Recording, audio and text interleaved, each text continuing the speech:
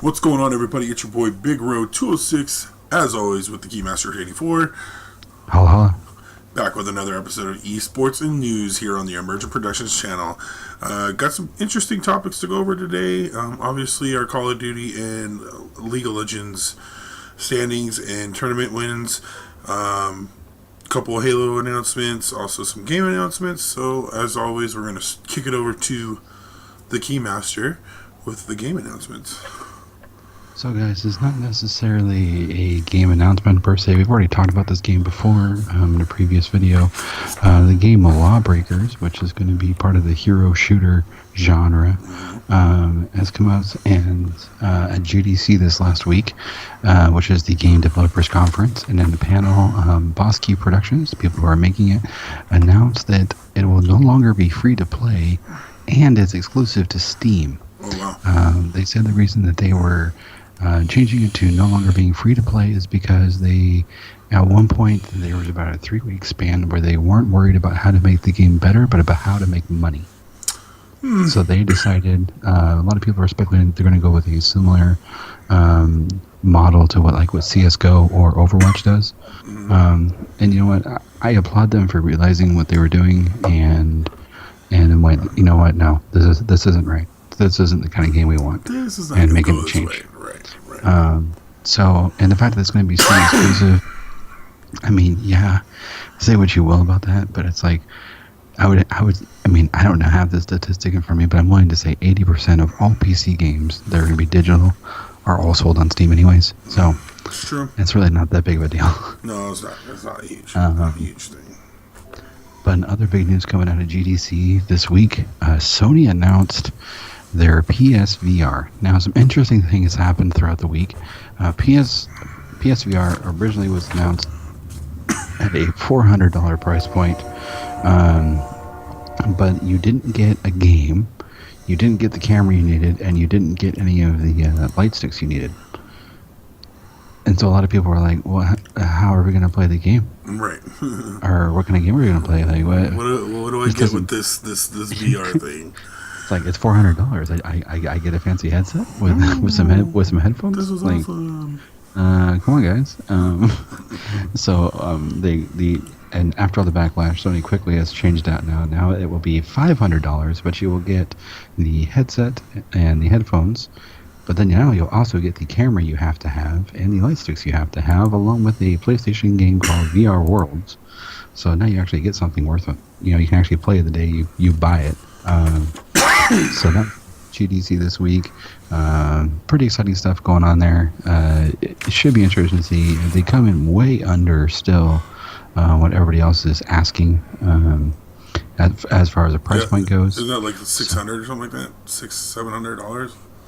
Well, it's $600 just to get the Oculus, and then you have to have a computer that can actually run it. Right. So right. You kind of, it's a hidden cost after the fact. Whereas PSVR is just going to be plug it into your PS4. Now there are rumors swirling around though, and I didn't want to report on it today because it's just rumors, but every single media outlet's reporting on it, and it sounds like there's going to be a PlayStation 4.5, so it's going to be able to do the 4K streaming that you have to have in order to run VR. Way to segue, sir. Way to segue. Yeah. So, we'll see what happens with that. I'm sure that'll be coming out closer to E3. Is probably when that news will be coming out. But with that being said, let's head into another PS4 exclusive, limited exclusive title. Yeah. As always, guys, I'm going to be here with your Call of Duty World League update. Actually, some interesting things that have come from this week and actually from the last couple weeks. The slow decline of Team Envious and the slow re-rise of Team FaZe. Slow. We're talking over the last 4 or 5 weeks. So let's just get to the standings first. As always, our boys in green are at top, 18-2, 90% win with a 57-18 map win-loss ratio. Their winning streak currently is at 11. They're going to be the hot to trot number 1 seed into the season 1 finals, which are coming up in, I believe, 2 weeks. Or 3 weeks. I think it's 3 weeks. I'll get that date for you on the next Esports and News. But our boys in red, FaZe, which had dropped all the way to position 6 at their lowest, I think that was just a couple weeks ago, have slowly risen back to tie for second place with Team Rise at 14-6. Elevate is sitting pretty at the fourth slot there at 12-8, and Team Envious, which was tied for second place with Team Rise, not more than 2 weeks ago, is now holding down the fifth slot with a score of 11-9. They've dropped a total of 5 matches in a row, which is 2.5 weeks worth of games there. Just some notable wins here. Like I said, FaZe Clan's on the up and up. On Tuesday, they 3-0'd Counter Logic, and then on Wednesday, they 3-0'd Team Solomid. MV had a hard loss at a 3-1 to Luminosity on Tuesday, and on Wednesday, they took a 3-0 to Counter Logic. So, kind of shows you where those teams have been at in the last 3 or 4 weeks. As always, Optic Gaming 3-0 TK on Tuesday, and then had a hard-fought match against Complexity Gaming. Complexity's been giving them probably their most run for the money, even though they're not a top-tier team. But for some reason, those boys on Complexity like to pick on our Optic guys. So they did end up winning 3-2, but Complexity didn't take it all the way to that fifth game, or that sixth game, or fifth game. So that's it for North America. A quick update on Europe. Not much going up over on the European side. Team Infamous and Millennium are both tied for 15-3 at the number 1 and 2 ranks there. Looks like Infamous have won 12 straight, so they might be a team to watch out for when we hit the season 1 championships. As far as their matches are concerned, I was just looking at it here just 2 seconds ago. Like I said, Team Infused, or Infamous, I call them Infamous, they're Team Infused, 3-0'd both their matches Tuesday and Wednesday respectively. And then Millennium 3-1 to Epsilon Esports, which going into this first Call of Duty season World League number 1, Epsilon was looking to be the number 1 team, and they're slowly standing at a solid number 3, which is still 3 games behind the number 1 and 2 respective. So just goes to show you that on any given day, your reaction time can get you a good win. So looking forward to the season 1 championships. I kind of like what Activision's done with this whole World League thing. I hope it continues to go the way it's going, and I'm gonna segue that into a little story that I that I came across on Tuesday. About a little known streamer of Aria Gaming, ARA _gaming, who had an impressive 28,000 followers and almost half of that in subs on her Twitch stream, which for those of you who don't know, it's $4.99 per month to sub to a Twitch streamer. And to have almost 10,000 or more subs, that's quite a bit of revenue for that said streamer. So anyway, people or fans of Miss Aria, she's a lady, tuned into her stream on Tuesday afternoon. Come to find out, it wasn't her. News then sprang through all social media and all over Twitch that she had lost her rights to her Twitch stream and the rights to all of her social medias related to Aria Gaming in a divorce to her husband.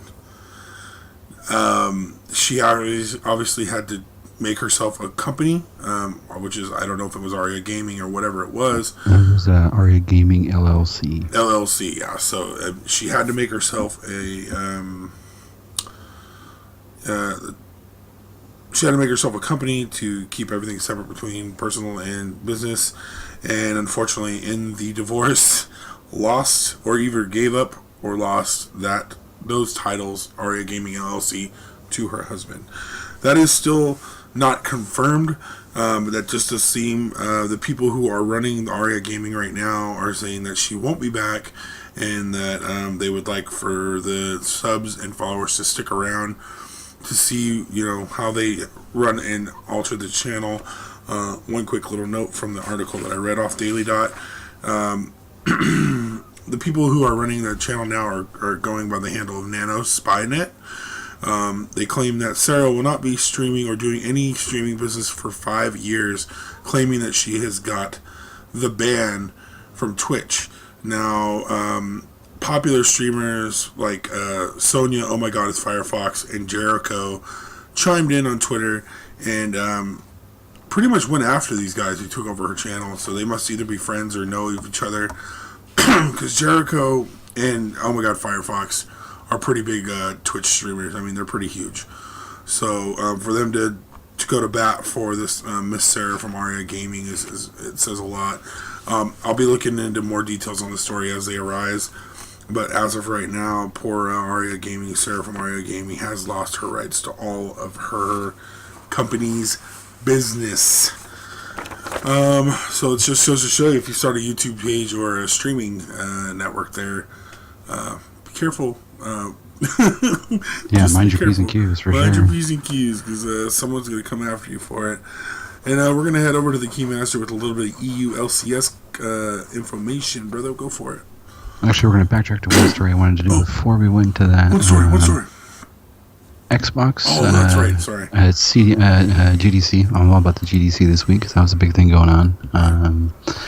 Xbox has opened the door for what everybody's been asking for since forever. Cross compatibility and multiplayer.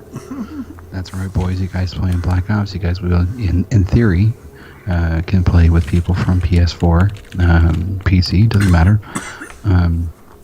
Xbox has opened the door saying, hey, we're down. Let's do it. They started this with Rocket League and PC, so PC and Xbox people will be able to play together. That was the big jump. Xbox has extended the offer out to PlayStation, saying, hey, if you guys want to do this, let's make it happen. And then after they announced that, of course, then everybody's like, Sony, what are you going to do? And in a statement released to GameSpot from Sony, PlayStation said PlayStation has been supporting cross-platform play between PC on several software titles, starting with Final Fantasy XI on PS2 and PC back in 2002. We would love to have the conversation with any publisher or developers who are interested in cross-platform play. So obviously they're interested in doing it. They've done it before. So we'll have to wait and see what because they have to talk to a whole bunch of different people to give you an insight of what they would have to do. And Ben Gilbert of Tech Insider was talking to Shuhei Yoshida, the president of Sony Computer Entertainment Worldwide Studios, and he told him that in terms of other consoles, we have to talk with developers and publishers who might suggest cross-platform play and discuss the technical aspects, policy aspects, and business aspects of everything involved in that. So it's not as simple as just hitting a button saying, yeah, sure. Yeah, I don't mind. Yeah, sure. But just the fact that, one of the hardware developers has said, you know what? I think we should do this. I think I think the people are right finally. It's only been forever. Okay. People have been saying this. I'm only putting this out there because we're obviously doing esports and news right now. This definitely needs to be a hanging with the bread topic. Just because I may feel a little bit different about this than you do. So yeah, and and we'll see what happens. I mean, of course, it's all good when you're just throwing it out there, right? Because then everybody's gonna be like, "Oh, we love Microsoft. They said they want to do cross-platform." This is so cool. Now, whether or not how much of that actually happens is hard to say. Right. But in things that could be shared, League of Legends. Just I'm not going to do too much as far as the results from this week because it was the last week. So just the standings. I'm going to go over the standings and what it means for the playoffs. So, guys, big things. Lots of things went down. A couple matches made it tight, but here's what happened. So your teams heading into the playoffs, not headed for relegations, are G2 Esports, H2K, Team Vitality, Origin, Unicorns of Love, and Fnatic. Elements is in 7th. They are in this weird gray zone where they do not qualify for the playoffs, but they also do not have to face relegation. So they are in the clear. They will not have to compete for their chance to go on. So we'll see what happens there. Excuse me. For the teams in the bottom, though, you have Splice, Rocket, and Giants. They will be facing Team Huma, will be coming up from the NA Challenger Series and playing. They haven't released the schedule yet, as far as I've seen, about which teams will be playing which. But these 3 teams will be playing for their chance to be in the LCS next year. Or, sorry, not next year, but in the summer split. Gotcha. So make sure you guys are watching out for that. I will be doing a special on both the EU and NA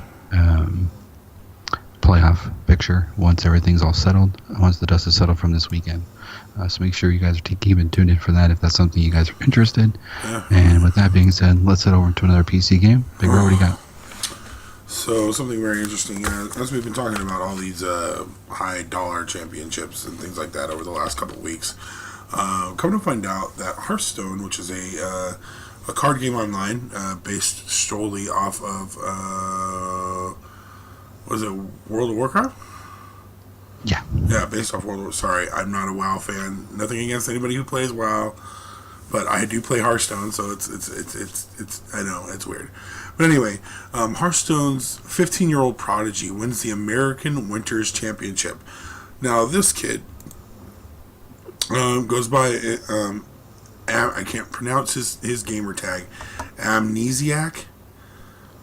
Amnesiac. Right. Amnesiac. His first name is William, last name Barton. He's from Team Archeon. He's a 15-year-old prodigy. Bested 7 other players in a live finals to win $25,000 in first prize and a first spot in the 2016 World Championship. Damn. Yeah, this means that just 15 other players stand between him and the lion's share of $1 million at 15 years old playing a video game. Crazy. Anyway, Barton had a tough road, though, at the tournament, starting in what was undoubtedly the harder of the 2 groups, as my computer decides to glitch and jump up from where I was on my page. So he definitely started in the harder of the 2 groups. After defeating Talion 3-2, which Talion's a top 3 player, Barton lost an eventual group winner, Nostam, who's a top 3 player. So he had 2 top 3 players in his group, which is, for anybody, going to be rough. Then he switched it around out of group play, and he beat both the people he lost to take the tournament. So what this means for this young man is that he has 8 months to sit back and watch while everybody else fights for a spot in the World Championship. Obviously, he's still going to be playing in tournaments and things like that, in which case, if he wins those tournaments, the second place person will go to Worlds, or whoever's next in line who doesn't have a spot already. But it looks like this young man may take a break to actually do school while everybody else is fighting it out. So, according to Daily Dot, again, where I got my information, Mr. Amnesiac is looking forward to taking a little bit of a break from Hearthstone while he waits for the World Championships to come up here at the end of the year.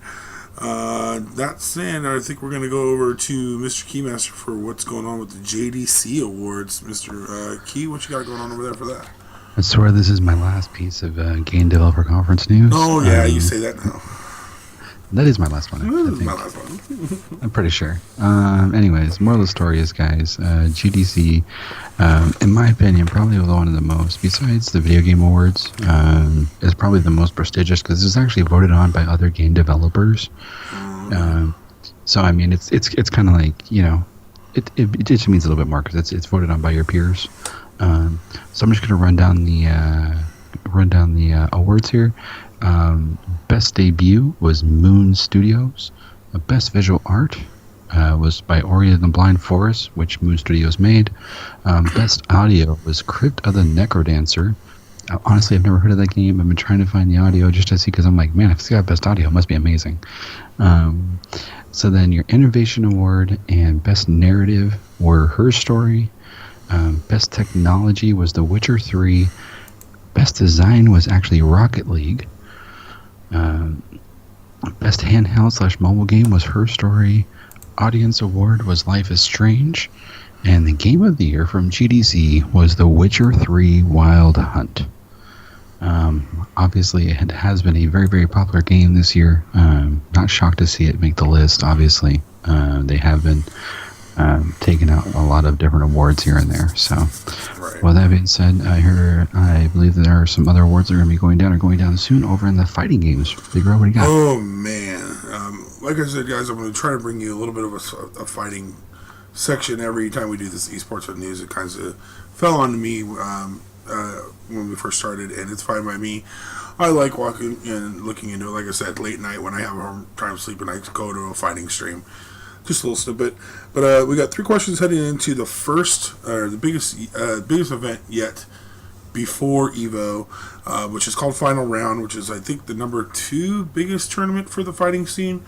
But anyway, it'll be the first big event that'll be really trying out Street Fighter V, which is going to be the big game, the big cash game. The winner has a chance to win a share of $500,000 for this tournament alone, and looks like it's going to take place in Atlanta.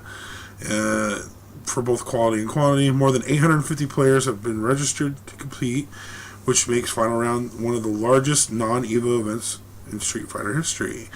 The field includes international stars such as Jason Wong, Daryl Snake Eyes Lewis, reigning Capcom Cup champion Ewan. I can never pronounce these names from Europe. Inuin Kazumunoko Shots. His last name is Shots, but his gamer tag is Kazunoko. Okay. And also past EVO champions such as Lee Infiltration Sion Wu, A Fudo Kita, and Momochi Yasusaki. There will also be some big names in Rising Stars gunning for the top spot, as I spoke of before in a couple episodes ago. All those names will be there. Like I said, this is going to be the biggest tournament other than EVO, and it's their first chance to get Street Fighter off the ground. $500,000 pot for all those gifts. I think that the top spot runs away with $50,000 upon the win. So, with that being said, I will definitely keep up on the winner of that tournament, which is going to be taking place here in 2 weeks. And like I said, Atlanta, Georgia. We're going to kick it over to the Keymaster to follow up with a little bit of NALCS info. What you got, buddy? All right, man. So, we got some big things going on. I'm going to skip last week's results in favor for what happened today, Saturday, March 19th. We're going to go over the brackets first because this will make more sense if we go over the brackets and then talk about the wins and losses. Obviously, Immortals has clinched the first place spy, so they're number 1. Counterlogic Gaming, Cloud9 tied for second at 11-5. TSM at 9-7. Energy Esports 8-8. Team Liquid 8-8. Echo Fox 6-10. Team Impulse 5-11. Team Dignitas 4-12. And Renegades 3-13. Now, with that being said, you guys, ran that pretty quick. Hopefully, you guys kept up. So, Renegades beat Team Impulse, which has big implications. Counterlogic Gaming took the victory over Energy Esports. Immortals, of course, did what they do and beat TSM. Team Dignitas lost to Liquid, and Cloud9 took out Echo Fox. So, why this is important, you guys? So that pretty much seals the deal right there for all the teams going into it, because Team Impulse had to win over Renegades. Counterlogic Gaming and Cloud9 both had. They're probably going to end up being a tiebreaker from the looks of things to see who gets the second place seed, because if you get the second place seed, you have to get a bye. And then Echo Fox unfortunately did lose, so it looks like their playoff hopes are over. There is some outside shot due to wins and losses. It's one of those ones where you're like,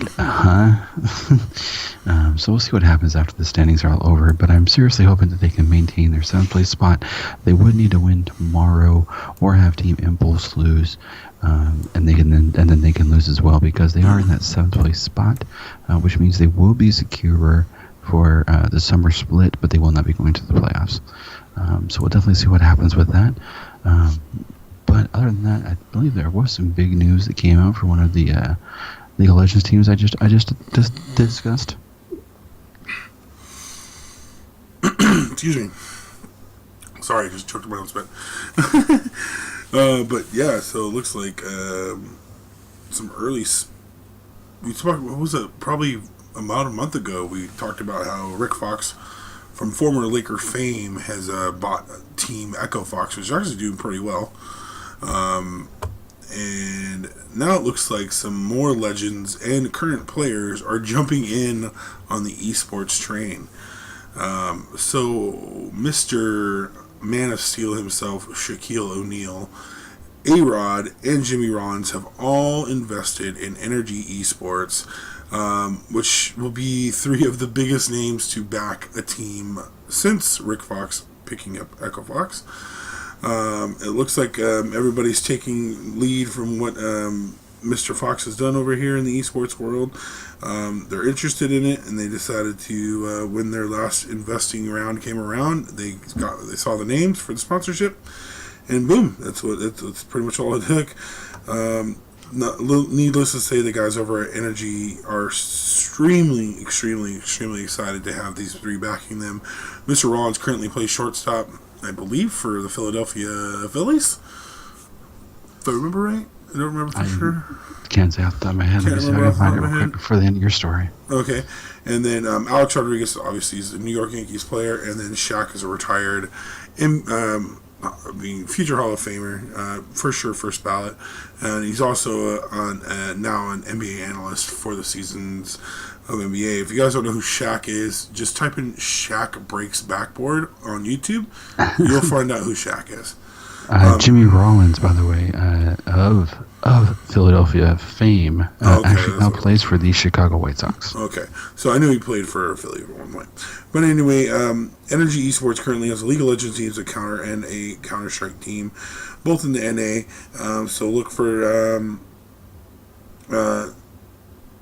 excuse me, a little snippet from the article. The three athletes make for an ideal partnership because they understand the pressures that face young athletes.